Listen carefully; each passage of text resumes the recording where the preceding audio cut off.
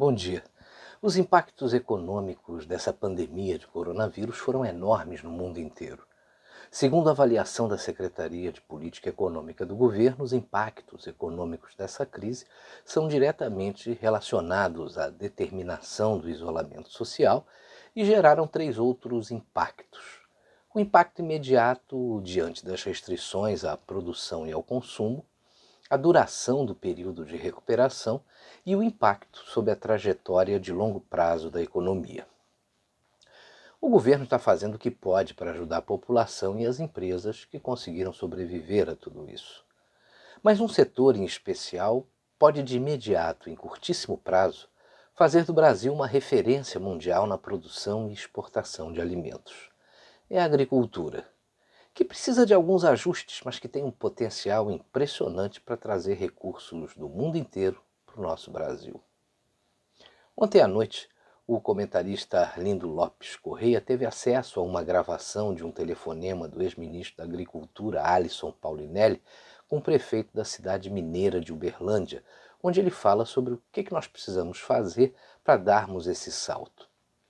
Quando ele me mostrou, eu ouvi, achei muito interessante o conteúdo desse telefonema e eu vou reproduzir aqui para você. Para não ficar monótono, eu consegui algumas imagens do ex-ministro e também algumas imagens que ilustram a sua fala. Antes de mostrar a gravação, você vai saber quem foi Alysson Paulinelli. Ele nasceu em Bambuí, Minas Gerais, e se formou em 1959 como engenheiro agrônomo na Escola Superior de Agronomia em Lavras. A partir de 1966, foi diretor dessa escola. O trabalho feito por ele na Escola de Agronomia o credenciou a se tornar ministro da Agricultura em 1974 no governo Geisel. Alysson Paulinelli foi o inspirador da criação da Embrapa, que deu um salto de qualidade na agricultura brasileira, que vem tornando o Brasil o maior celeiro agrícola do mundo. O Arlindo Lopes Correia, que acompanhou muito o trabalho dele, diz com toda razão que o Brasil deve muito a Alysson Paulinelli. Vamos ouvir a conversa dele com o prefeito de Uberlândia. Vale a pena ouvir até o final. Meu caro Odelmo, eu fui verificar o meu computador está meio travado aqui. Eu vou passar para você uma breve informação que você me pediu, fazendo aqui por voz, passando um recado. O que você está me pedindo é o seguinte: o mundo tem hoje 7 bilhões e quase 600 milhões de habitantes. Você sabe que só a China e a Índia juntos vão dar quase a metade da população do mundo. E agora a gente tem que considerar muito também a África, que está virando um país populoso, já está com mais de 1 bilhão de pessoas e com um crescimento ainda vertiginoso. As projeções que fazem para o ano 2050, quando os estudiosos estão imaginando que vai haver uma certa estabilidade entre nascimento e morte na face da Terra, o mundo terá em torno de 9 bilhões e 700 milhões de habitantes. Há muito estudioso que está duvidando ainda desse número, porque os países asiáticos estão fazendo esforço no controle da natalidade, inclusive a China, que só permitiu um filho, agora abriu o segundo, mas sob muitas condições. Mas a África, quem conhece a África, e nós que estamos trabalhando lá agora, estamos vendo, é difícil de você prever, porque a África tem menos de 20% da população formando uma população que tem capacidade aquisitiva. O restante é miséria e fome. E ainda em estado tribal. Lá, o homem tem até 5 mulheres, tem país que é mais, e ele não trabalha, quem trabalha são as mulheres. E o homem caça à noite somente. O problema da África é meio incógnito, mas mesmo assim, vamos tomar que esse estudo tenha sido feito, considerando também a África, nós vamos ter em torno de 10 bilhões de pessoas em 2050. Agora, o grande drama que esses órgãos estão estudando, a FAO, a OCDE e outros organismos internacionais, Banco Mundial e etc., é que a situação alimentar passa a preocupar. Quem alimentou o mundo durante 4.000 anos foi a agricultura temperada, que chegou praticamente à falência. Falência não, ela esgotou sua capacidade de crescimento em termos de novas áreas. E agora ela está na dependência de uma outra agricultura que surgiu, graças a Deus, no Brasil, nesses últimos 50 anos, que é a agricultura tropical. Os países tropicais não eram produtores competidores, eles eram extratores, eles extraíam mais do que produziam. O único exemplo era o Brasil, com o café e com o cacau. O restante era considerado extrativo.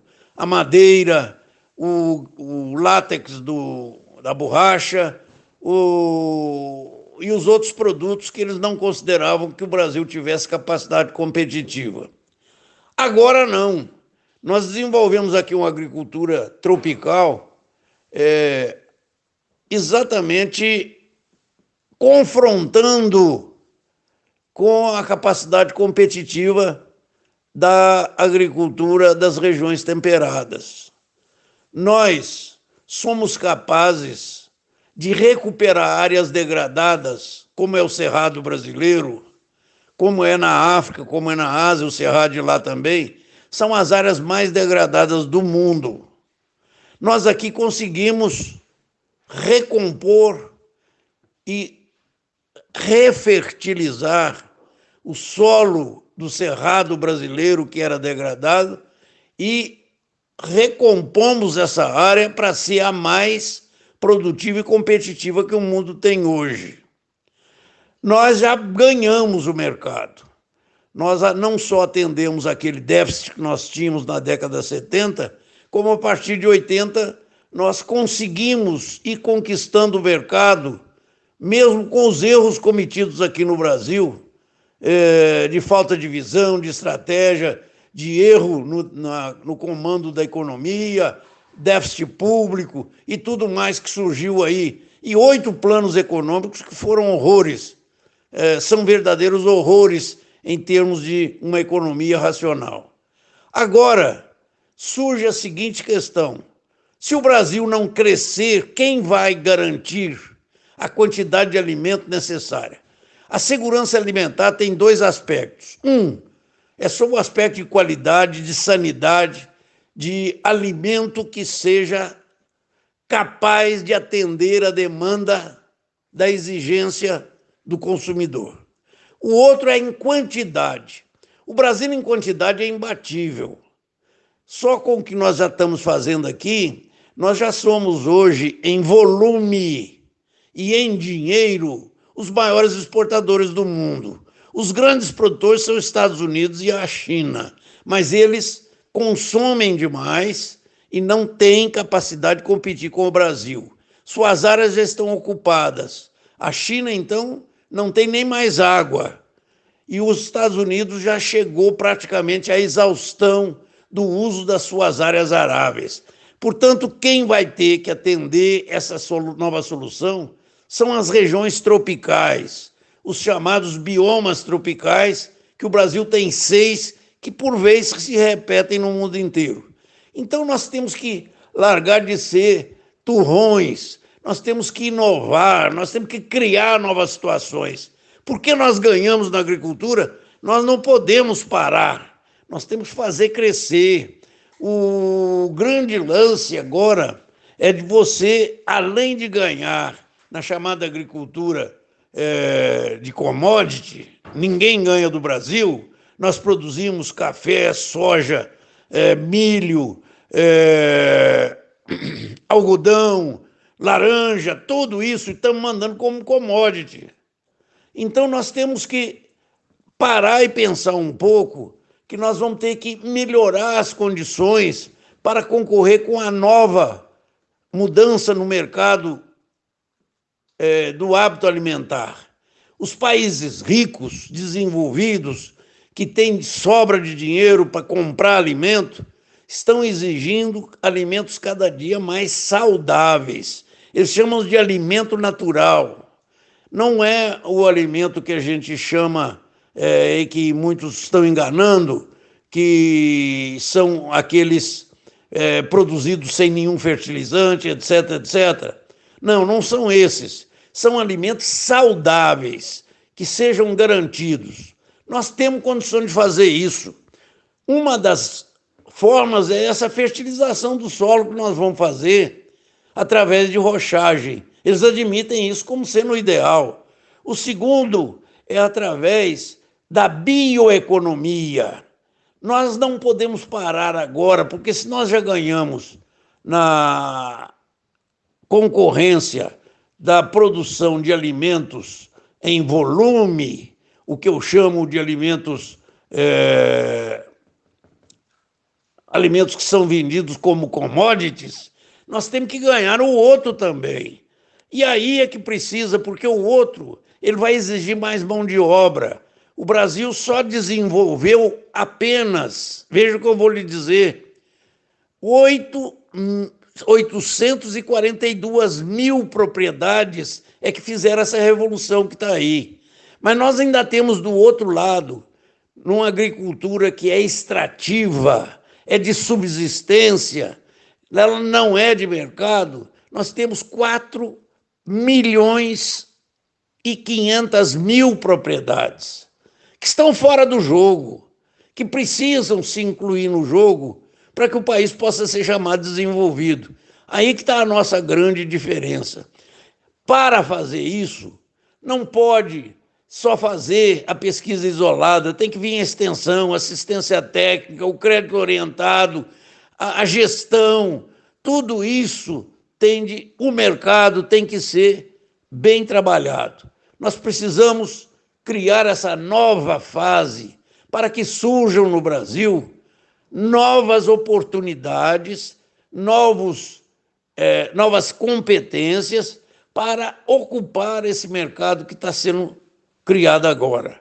É fundamental que nós façamos um grande esforço, porque esta nova demanda, ela vai querer saber onde foi produzido, como foi produzido o alimento que está no seu prato, como foi colhido, como foi manipulado, como foi processado, onde foi armazenado, quem transportou, como transportou, quem embarcou, em que porto foi e como chegou no seu país e como chegou no seu prato. Isso nós temos hoje de ter essa preocupação. Agora, eu vejo que há um certo afrouxamento. Quem tem capacidade gerencial, quem seja inovador, quem tem empreendedorismo, tem que acordar para isso. Vai haver muita oportunidade no processamento desses produtos.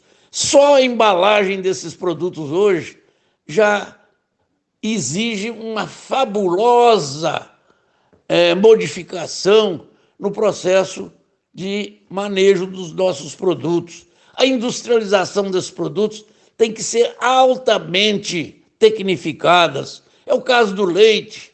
Nós não podemos exportar leite como leite em pó, que é uma burrice. Isso é a mesma coisa de você exportar café como commodity. Não pode, tem que haver uma mudança. Se não houver essa mudança, nós não vamos ocupar esse espaço que está aí. O Brasil tem a responsabilidade de produzir dos 61%, que é o aumento previsto pela FAO para 2050 em termos de demanda de alimento, O Brasil será responsável por 41% desses 61%. Isso não significa aumentar 41% na safra brasileira, não. Ela tem que dobrar, mais do que dobrada, 2,4 vezes a nossa safra. Se nós estamos produzindo hoje 250 milhões de toneladas, nós vamos ter que produzir 620 milhões de toneladas.